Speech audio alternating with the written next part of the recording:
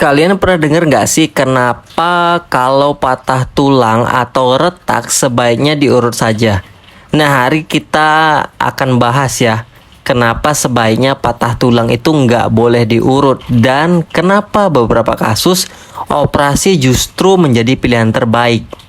Jadi patah tulang adalah kondisi di mana tulang kita mengalami retakan atau bahkan putus. Penyebabnya bisa bermacam-macam, mulai dari kecelakaan, jatuh hingga berolahraga. Saat tulang patah, bentuk tulang kita sudah tidak sama seperti semula.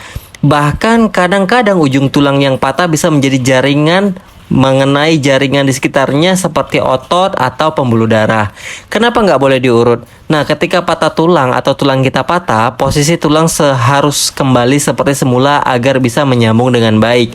Kalau langsung diurut tanpa pemeriksaan atau teknik yang benar, malah bisa memperparah kondisi. Misalnya tulang yang sudah hampir menyambung, malah jadi bergeser lagi atau bahkan terjadi cedera baru pada jaringan di sekitar tulang. Bukan hanya itu, ada risiko perdarahan di dalam atau kerusakan saraf yang bisa bikin proses penyembuhan itu jadi makin lama. Selain memperparah kondisi tulang, mengurut tulang patah juga bisa menjadi penyebab infeksi area kulit di sekitar karena area kulit tersebut biasanya terjadi perlukaan. Kalau ada pembuluh darah atau saraf di sekitar yang rusak akibat patahan, mengurut bisa bikin fungsi tubuh terganggu. Misalnya kita bisa kehilangan rasa atau bahkan sulit menggerakkan bagian tubuh tersebut. Jadi bukannya malah sembuh, malah makin bahaya. Lalu kenapa operasi jadi pilihan? Nah, operasi dilakukan oleh dokter ortopedi yang memang paham betul tentang tulang. Dengan operasi, tulang yang patah bisa disambung atau diposisikan kembali secara tepat. Dalam banyak kasus, dokter akan menggunakan pen, plat, atau skrup khusus untuk menjaga posisi tulang agar menyambung dengan benar.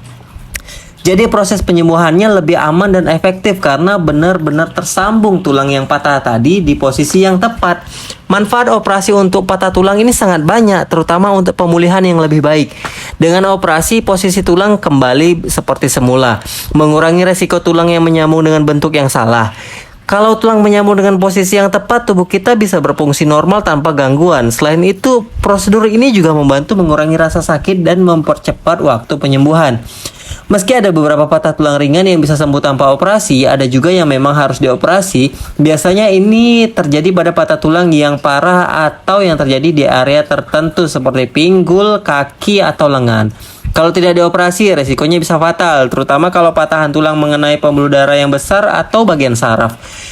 Jadi kalau kita atau orang terdekat mengalami patah tulang, langkah pertama yang perlu dilakukan adalah mendapat pertolongan medis sesegera mungkin. Hindari gerakan yang bisa memperparah kondisi tulang dan jangan mencoba mengurut atau membetulkannya sendiri. Langsung pergi ke rumah sakit atau klinik untuk pemeriksaan lebih lanjut. Biasanya dengan CT scan, X-ray, ronsen, ini bisa membantu dokter melihat posisi patah tulang dan menentukan apakah butuh operasi atau bisa diatasi dengan cara lain.